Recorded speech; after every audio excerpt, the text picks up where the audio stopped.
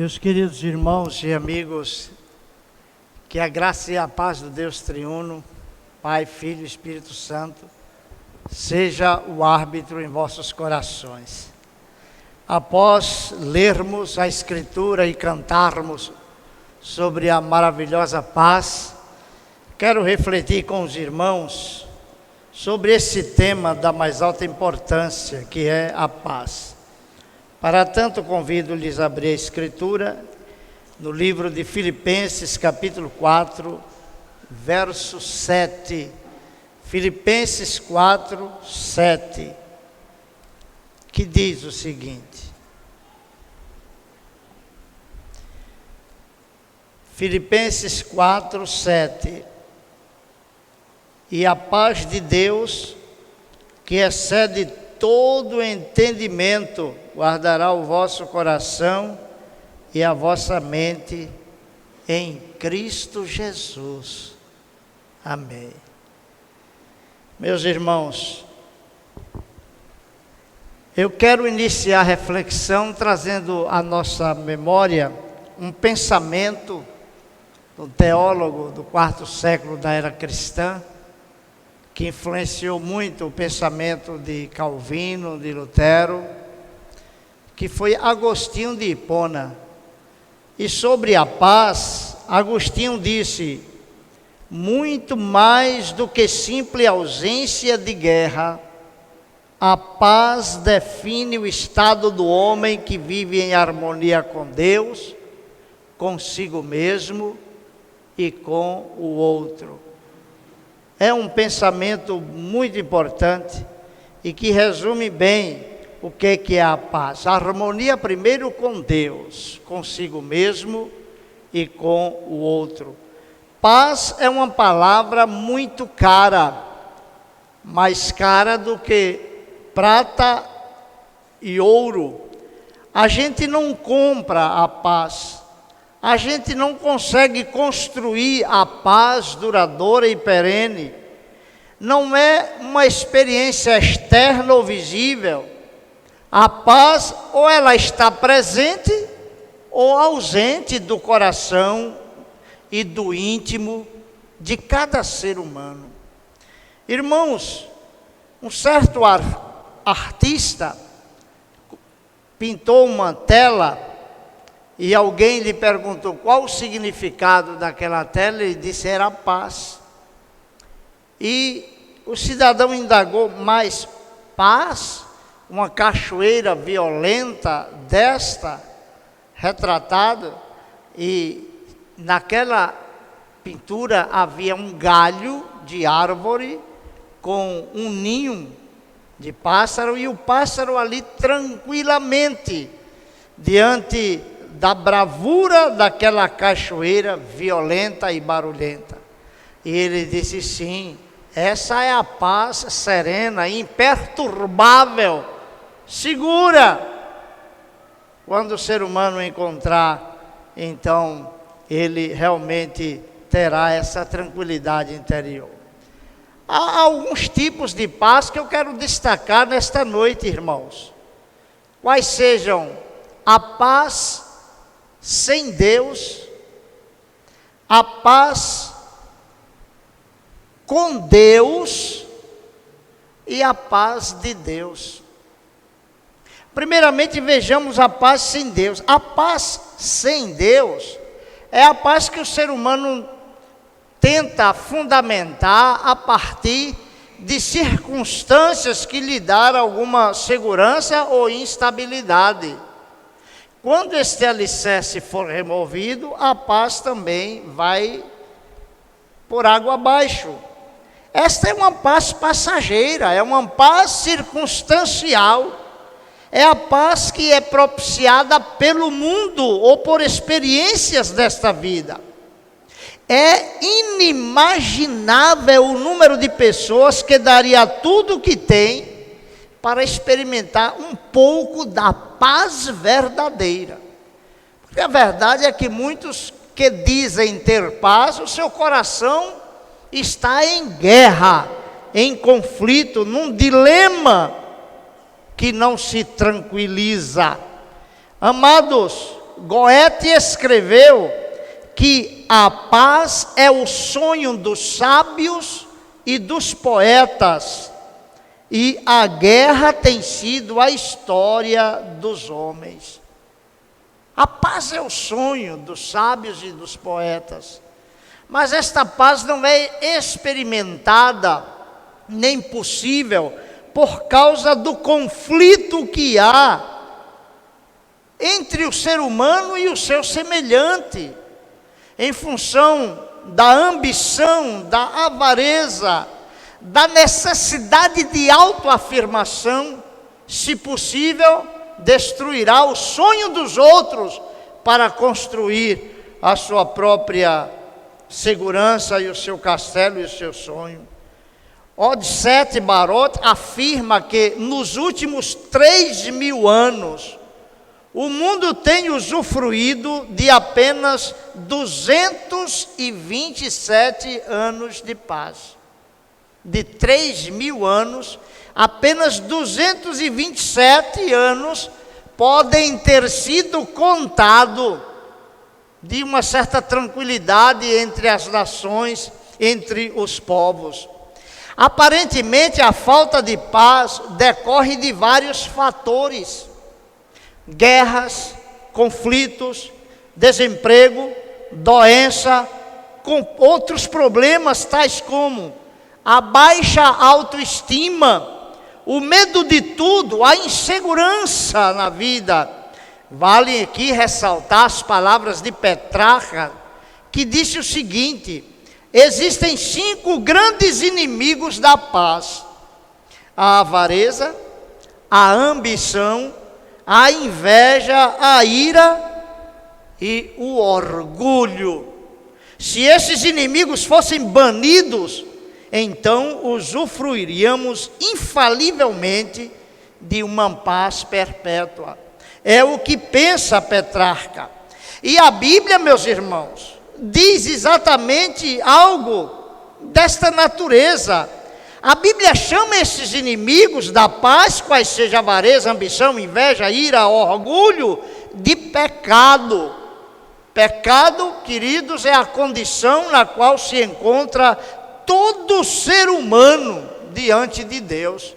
E a Bíblia é clara quando afirma que para os perversos, para os pecadores, não existe paz. Isaías 48, 22. O mesmo profeta ainda diz no capítulo 57, 21 do seu livro profético: para os perversos, diz o meu Deus, não há paz. É o próprio Deus quem diz isto. Para os pecadores, não existe paz. O sentimento de culpa, irmãos, é algo muito sério. É o vilão que remove a paz do coração do ser humano. E isto é muito grave. Existem culpas que são fictícias. As pessoas às vezes fazem cobranças exacerbadas a si mesmo. E por não conseguir realizar as cobranças que fazem a si mesmo, carregam um sentimento de culpa, de remorso, um sentimento de fracasso. Mas essa culpa não é real.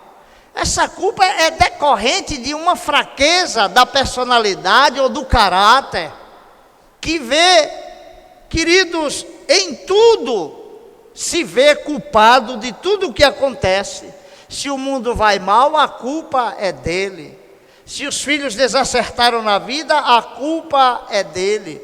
Se o vizinho adoeceu, a culpa é dele. Se alguém morreu atropelado, então é uma culpa que a pessoa cria, uma culpa fictícia.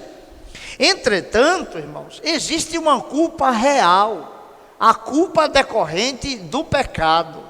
O pecado coloca o ser humano diante de Deus numa condição de culpado. Quando alguém rouba, mata, estupra ou comete qualquer outro crime, diante das leis, dos tribunais humanos, ele é culpado. Ele pode esconder-se, mas ele tem uma culpa no cartório, tem uma culpa diante da justiça, do Estado juiz. E quando for apanhado pela justiça, ele responderá pelo seu delito, pelo seu crime. Sabe, meus queridos, todo ser humano neste sentido é culpado diante de Deus, porque todos pecaram e destituídos estão da glória de Deus.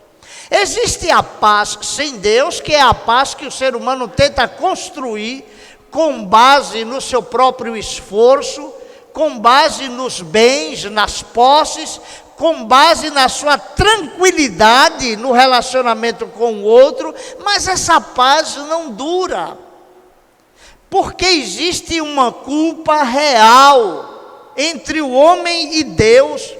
Daí a necessidade que o ser humano tem, mais do que uma paz temporal e passageira, uma paz circunstancial, a necessidade da paz com Deus. Essa paz com Deus, meus irmãos, só pode ser experimentada quando o problema da culpa humana for resolvida diante de Deus.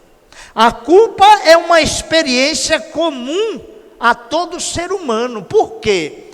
Porque ninguém escapa da realidade da sua condição diante de Deus. Mesmo que a pessoa se esconda ou não tenha consciência de sua culpa, a culpa existe, é real. Já ouviu falar, por exemplo, de um produto com defeito de fábrica? De vez em quando passa nos meios de comunicação um chamado aos proprietários de veículos para fazer um recall em seu carro. Acho que a palavra é esta, por causa de algum defeito elétrico ou mecânico de fabricação.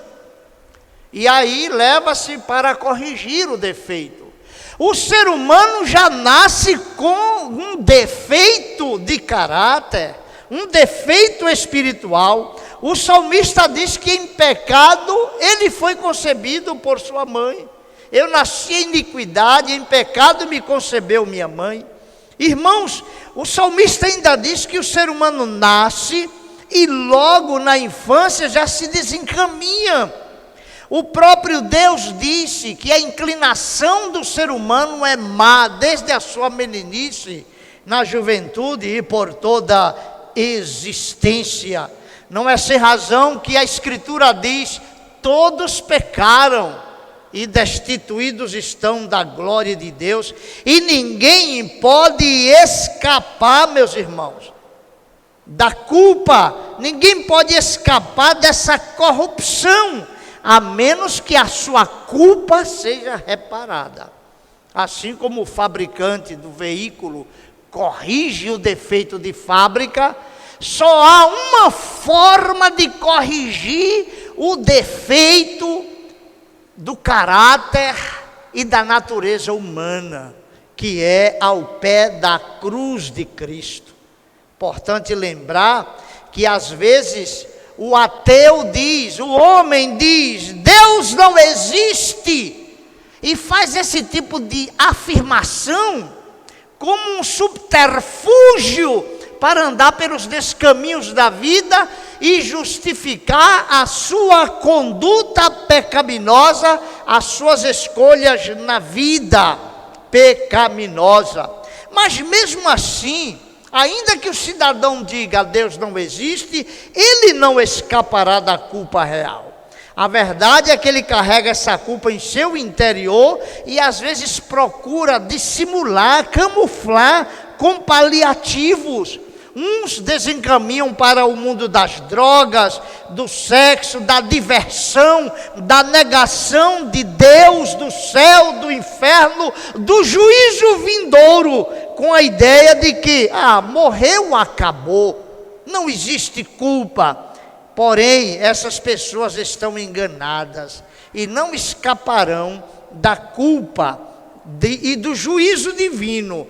Porque, meus irmãos, a realidade é que o ser humano tem uma consciência interna que foi colocada pelo próprio Deus no interior de cada ser humano, a consciência da eternidade. O sábio Salomão diz que Deus pôs a eternidade no coração do homem. E ainda que o indivíduo tente escapar ou aliviar sua consciência da sua culpa espiritual, a verdade é que a culpa o persegue até o túmulo e até a eternidade. E aqui, irmãos, com base nisso, eu quero lembrar 3 tribunais que existem, dos quais o homem pode escapar de um ou de outro, mas do terceiro ele não escapará. Existe o tribunal terreno, onde muitas vezes o transgressor da lei pode se safar, pode buscar brechas na lei para poder fugir da penalidade da sua culpa. Porém, há um outro tribunal, que é o tribunal da consciência. E esse tribunal persegue o indivíduo. Persegue o indivíduo, seja no convívio com as pessoas, na sua vida solitária, isolada, o sentimento de culpa o persegue. Alguns queimam, cauterizam a consciência, para não carregar o sentimento da culpa real dos seus pecados diante de Deus. Porém, existe um tribunal do qual ninguém escapa, que é o tribunal divino. Há um dia em que Deus chamará todo ser humano à sua presença e cada um haverá de dar conta de si mesmo diante de Deus. E só há um lugar onde a culpa real poderá ser resolvida e a paz estabelecida no coração do ser humano, que é na cruz de Jesus Cristo. Nós lemos nesta noite Romanos capítulo 5, verso 1, que diz: justificados, declarados justos, perdoados dos seus pecados, mediante a fé temos paz com Deus. A paz com Deus, meus irmãos, só é possível quando a culpa é removida.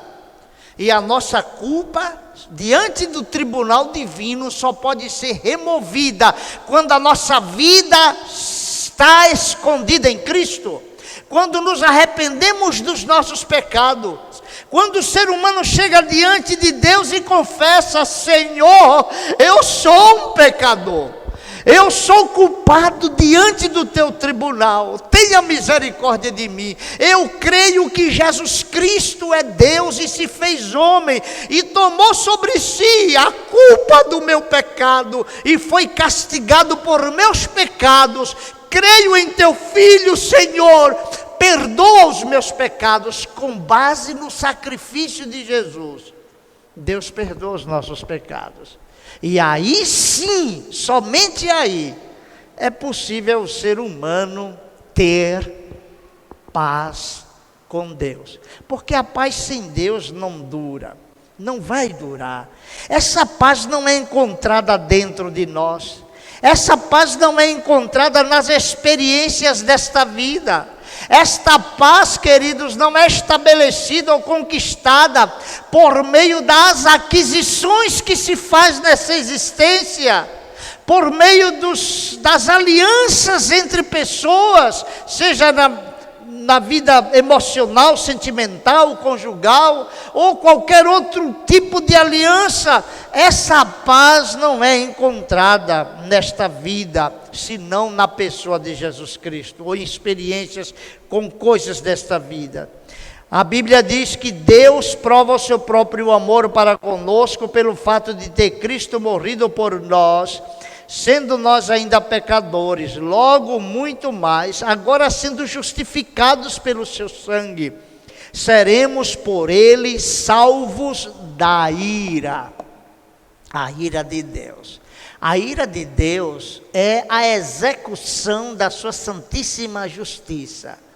Quando o tribunal humano, o Estado juiz, prolata uma sentença declarando culpado o réu e privado da liberdade, essa é a ira do Estado contra as ações criminosas do ser humano. Quando a Bíblia diz que Deus se ira, é que Deus aplica a santa justiça, derramando o justo castigo sobre os pecadores, para fulminar o pecado. E Jesus Cristo, para nos livrar dessa culpa real dos nossos pecados, tomou o nosso lugar e morreu na cruz por nós. Quem nele crê não será condenado, e por isso mesmo poderá dizer que tem paz com Deus. Paz que é muito mais do que um sentimento, uma emoção. É um novo estado do homem na sua relação com Deus, que a própria graça de Deus estabelece. E aí sim, quando o ser humano experimenta a paz com Deus, Deus o perdoa e o recebe, e tem essa relação de amizade com Deus, onde Deus nos chama de filhos e nos dá o privilégio de sermos chamados filhos de Deus, onde Ele é o nosso Pai.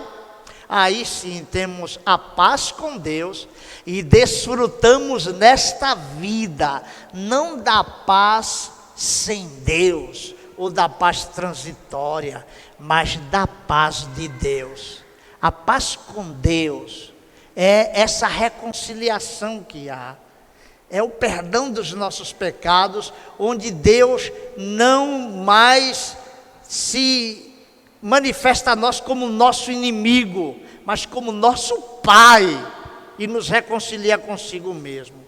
Mas a paz de Deus é fruto da paz com Deus. A paz de Deus é a necessidade, a paz com Deus, a necessidade mais aguda do ser humano, que resultará na paz de Deus. John Gilwell, ele sabiamente afirmou que antes que possamos usufruir a paz de Deus, faz-se necessário primeiramente conhecer o Deus da paz, o Deus que é santo e odeia o pecado, o Deus que é justo e a sua justiça santa é inflexível, tem que punir o pecado. O Deus misericordioso que providenciou um substituto, ninguém menos que o seu próprio Filho eterno, para expiar o nosso pecado, morrendo na cruz em nosso lugar e nos propiciar a paz com Deus e consequentemente a paz de Deus. Por isso Jesus disse, e nós lemos aqui nesta noite: deixo-vos a paz, a minha paz vos dou, não vos la dou como a dá o mundo. Não se turbe o vosso coração e nem se atemorize. Irmãos, essa paz de Deus é uma paz que não teme os perigos, é uma paz que não teme a vida, a pobreza, a riqueza, é uma paz que não teme a morte. Mas por quê? Porque Jesus já venceu em nosso lugar.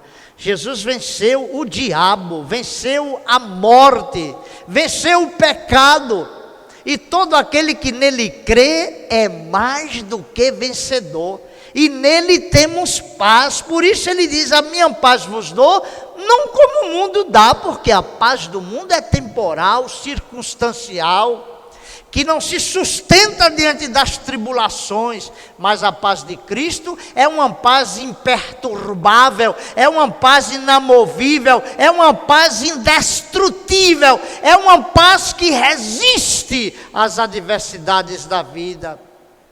E desta paz todos precisamos. Jesus diz: essas coisas vos tenho dito, para que tenhais paz em mim. No mundo tereis aflições, mas tende bom ânimo, eu venci o mundo. Não perturbe seu coração, mas desfrute da paz que eu te dou. A paz, queridos, que vai muito além do entendimento e da lógica humana. É uma paz que excede todo entendimento toda a lógica humana. É o que Paulo diz em Filipenses 4, e a paz de Deus, que excede todo entendimento, guardará o vosso coração e a vossa mente em Cristo Jesus. Essa paz é fruto da regeneração, é fruto do Espírito, porque o fruto do Espírito é amor, alegria e paz. Essa paz com Deus e essa paz de Deus, essa paz muito maior do que a paz que o mundo dá. Ela está presente no coração do homem regenerado, que não se desespera diante das circunstâncias. A paz de Deus, ela excede a compreensão humana, a lógica humana, o pensamento científico, porque é uma paz que vem de Deus, por meio da cruz, que emana da obra redentora e da graça maravilhosa. Vocês já notaram como é a saudação de Paulo? Graça e paz da parte de Deus, porque da graça flui, jorra essa paz no coração do crente. Cristo já levou sobre si tudo o que tira a nossa paz, e cravou na cruz toda a nossa culpa, a nossa dívida. Logo, nem as adversidades, nem as pandemias, nem o sentimento de culpa pode tirar a paz do coração do crente. Por isso Paulo escreveu para a igreja de Cristo: seja a paz de Cristo o árbitro em vosso coração, a qual também fostes chamados em um só corpo, e sede agradecidos. E essa tem sido uma forma como eu tenho saudado a igreja, que a graça e a paz do Deus triuno, Pai, Filho e Espírito Santo, seja o árbitro, seja o juiz em vosso coração. E quando a gente desfruta dessa paz, a gente vive melhor. William Chanin afirmou: a paz jamais será estabelecida a não ser dentro dos princípios da religião de Jesus Cristo, ou seja, por meio de Cristo e da sua obra na cruz. É por isso que eu encerro esta reflexão com a poesia que nós cantamos aqui no início da adoração. Se paz a mais doce me deres gozar, se dor a mais forte sofrer, ó seja o que for, tu me fazes saber que feliz com Jesus sempre sou. Sou feliz com Jesus, sou feliz com Jesus, meu Senhor.